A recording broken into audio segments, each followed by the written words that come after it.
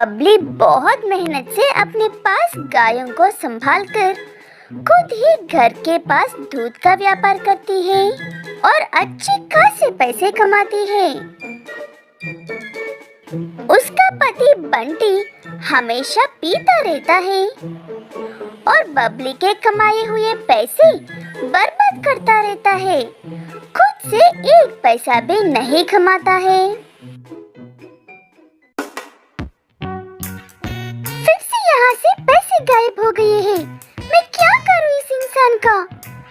घर के किस कोने में भी छुपा लो, ये पैसे चुरा ही लेते हैं। ऐसे कहकर परेशान हो रही बबली को दूध लेने के लिए आई हुई एक महिला ऐसे कहती है, तुम इतनी मेहनत से पैसे कमाती हो और वो बंटी भाई साहब यूं ही सारे पैसे उड़ाते हैं। मेरे पास उन पैसे बचाने के लिए एक बहुत अच्छा उपाय है, मेरी बात सुनो। ऐसे कहते हुए वो महिला बबली को सारे पैसे हर रोज कमाई होते हैं वो ले जाकर बैग में डालकर आने को कहती है। बबली को ये बात बहुत अच्छी लगती है और वो अगले दिन से वैसे ही करती है। लेकिन बंटी को पैसे ना मिलने की वजह से उसका दिमाग खराब होने लगता है। ये बबली पैसे कहाँ पर छुपा रही है? मेरे पीने का वक्त हो रहा है, अब मैं क्या करूं? पीने को ना मिले तो मेरा दिमाग काम ही नहीं करता है। ऐसे कहते हुए इधर उधर देखकर बंटी एक गाय को ही उठा कर ले जाकर बेच देता है और उन पैसों से 2 दिन तक खूब पीता है। इस बात से अनजान बबली अपनी गाय को हर जगह पर ढूंढने लगती है। तब उसे उसकी गाय दूसरे व्यक्ति के पास नजर आती है।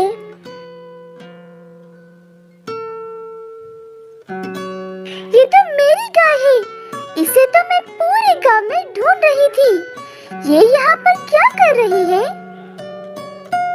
ये तुम्हारी थी बबली जी, अब ये हमारी गाय है। तुम्हारा पति ने आज ही मुझे ये गाय बेच दी थी। वो बात सुनकर बबली का दिमाग हिल जाता है और उस गाय खरीदने वाले से ऐसे कहती है, उनके बारे में आप और गांव का हर व्यक्ति जानता है, फिर भी आपने ये गाय कैसे खरीदी और कितने में खरीदी?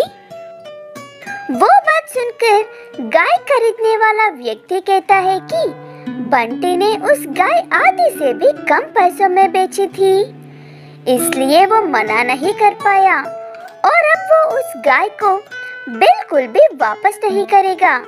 बबली उसे कुछ भी नहीं कह पाती है और चुपचाप उदास होकर वहाँ से चली जाती है और घर जाकर बंटी से ऐसे कहती है, ये आपने क्या किया है आज? हर रोज अपनी आंखों से देखते हो कितनी मेहनत करती हूँ मैं। अगर पैसे चाहिए तो पूछते क्यों नहीं हो? अब एक गाय बची है, ऊपर वाले के लिए ये हरकतें बंद करो।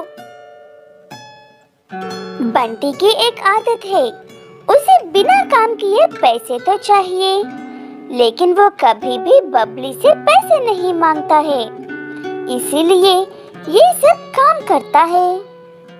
एक गाय जाने की वजह से बबली की कमाई भी आधी कम हो गई थी और बची एक गाय भी गर्भवती है। बबली को अब इसी बात का डर लगा हुआ था कि बंटी मौका देखकर इस गाय को भी ना बेच दे। बबली का ये डर सच होने में वक्त ही नहीं लगता है। बंटी एक कसाई को अच्छी गाय कम पैसों में लाकर दूंगा कहकर वादा करता है।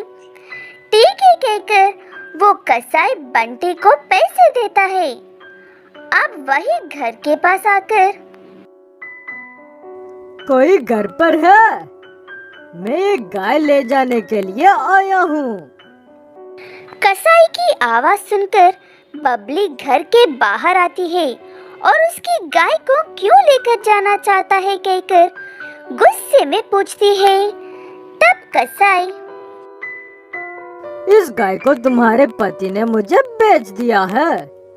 मैंने उसे पहले ही पैसे दे दिए हैं, इसीलिए मैं इसे लेकर जाने के लिए आया हूँ। ऐसे ही किसी भी बातें सुनकर पैसे दे देते हो क्या तुम? वो गाय मेरे पति की नहीं, मेरी है, इसलिए उस पर ना तुम्हारा मेरे पति का हक है। और तुम कितने बेशरम कसाई हो जो एक गर्भवती जानवर को भी खरीद रहे हो। वो बात सुनकर कसाई बबली से माफी मांगता है और कहता है कि उसे ये बात पता नहीं थी कि वो गाय गर्भवती है, और वहाँ से चला जाता है।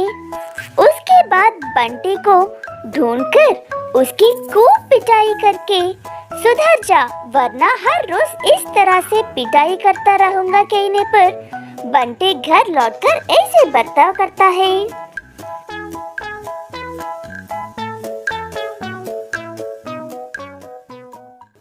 बबली, मैं गाय के लिए ताजा घास लेने के लिए जा रहा हूँ। अगर तुम्हें भी कुछ चाहिए तो लौटते वक्त लेकर आ जाऊंगा। उसके मुंह से ऐसी बातें सुनकर बबली दुनिया में सबसे ज्यादा खुश होती है और उस गाय और उसके बच्चे की भी जान बच जाती है। लिली गाय एक अकेली और गरीबी माँ है। वो एक अस्पताल में नर्स का काम करते हुए अपनी बेटी फ्लोरा का ख्याल रखती है। फ्लोरा बेटा, क्या कर रही हो? स्कूल के लिए देर हो रही है ना? मेरी एक किताब नहीं मिल रही है माँ, वही ढूंढ रही हूँ। अगर वो किताब नहीं मिली तो मुझे बिना वजह डांट पड़ेगी। फ्लोरा एक होशियार और समझदार गाय है, इसलिए अपनी माँ को ज्यादा परेशान किए बिना एक ही किताब में हर सब्जेक्ट का होमवर्क करती है। इसीलिए उस किताब के लिए इतना परेशान हो रही है।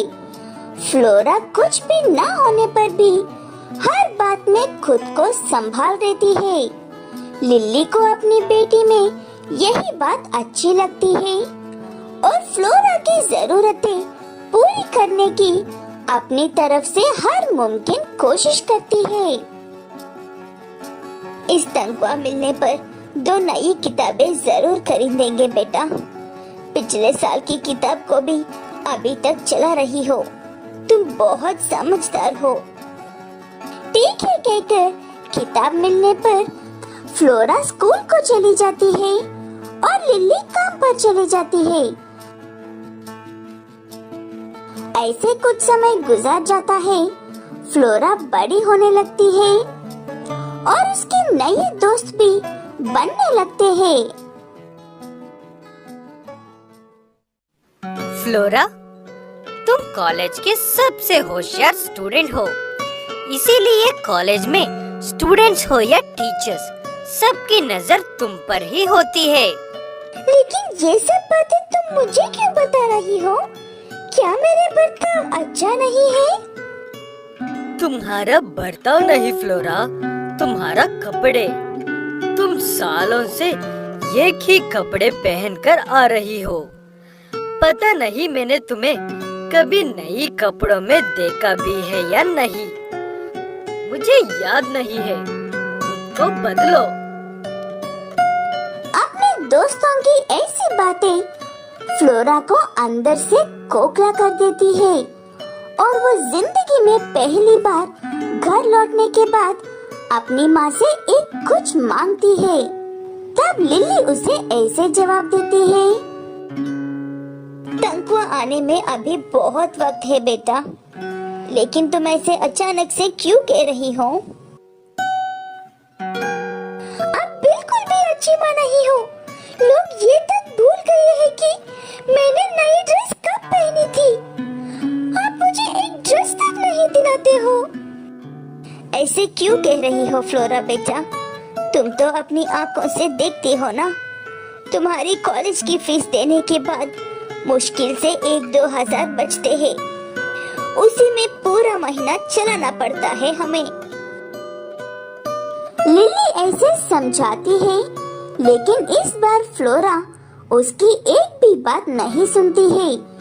इसलिए लिली बाहर से थोड़े पैसे उधार लेकर फ्लोरा को 2-4 नए ड्रेसेस दिलाती है।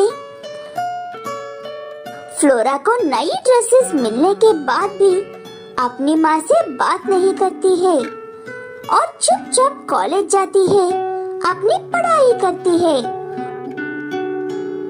और वापस लौट कर आकर अपने कमरे में बैठ जाती है। फ्लोरा के दोस्तों ने उसे इस बात का घमंड दिलवाया था कि वो बहुत होशियार है और अपनी माँ के बिना भी बहुत कुछ कर सकती है। इसलिए फ्लोरा ऐसा बर्ताव कर रही है। आज कॉलेज की तरफ से पिकनिक पर जा रहे हैं। शाम को लौटने में देर हो सकती है, तब मुझे कोई ड्रामा नहीं चाहिए। ऐसे कहकर फ्लोरा वहाँ से चली जाती है। उसके जाने के बाद लिली, ये क्या हो गया है मेरे बच्चे को? वो बिल्कुल भी ऐसे नहीं है। वो हमारी हालत को मुझे अच्छा समझती है। पता नहीं अब इस गरीब माँ के साथ ऐसा क्यों हो रही है। यहाँ पर लिली ऐसे कहते हुए दुखी होती रहती है और वहाँ पर फ्लोरा की बस की एक्सीडेंट हो जाता है। उस एक्सीडेंट में बहुत से लोग घायल होते हैं, लेकिन विंडो सीट की कांच टूटकर आंखों में जाने की वजह से फ्लोरा की आंखें चली जाती है। नजदीकी अस्पताल में सबका इलाज करके उन्हें घरों के पास छोड़ देते हैं वो हॉस्पिटल वाला। ऐसे ही फ्लोरा को भी छोड़ते हैं। तब लिली उसे देखकर, ये क्या हो गया है बेटा तुम्हें? कैसे हुआ ये हादसा? मैंने सुबह ही कहा था ना माँ, मुझे कोई ड्रामा नहीं चाहिए।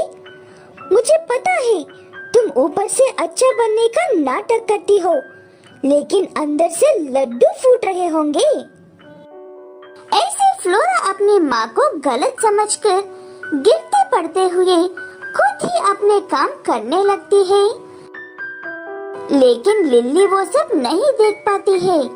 इसलिए पिछले 25 सालों से जिस अस्पताल में वो काम कर रही है, वहाँ के डॉक्टर से लिली की आंखें निकलकर फ्लोरा को लगाने को कहती है। तब डॉक्टर कहता है कि मुझे कोई पैसे नहीं चाहिए, ये काम मैं अपनी पुरानी साथी के लिए करूँगा, सोचता हूँ। तब फ्लोरा कहती है कि अगर हॉस्पिटल में उसकी माँ है तो उसे वहाँ से बाहर निकाल दो, उसे बस आंखें देने वाले का चेहरा देखना है। लेकिन जब वो आंखें खोल कर देखती है, तब डर और शर्मिंदगी से डूब जाती है। माँ, ये आप ही हो। मैंने ये बात समझ क्यों नहीं पाई? दोस्तों की बातों में आकर आपको बहुत दुख किया है माँ।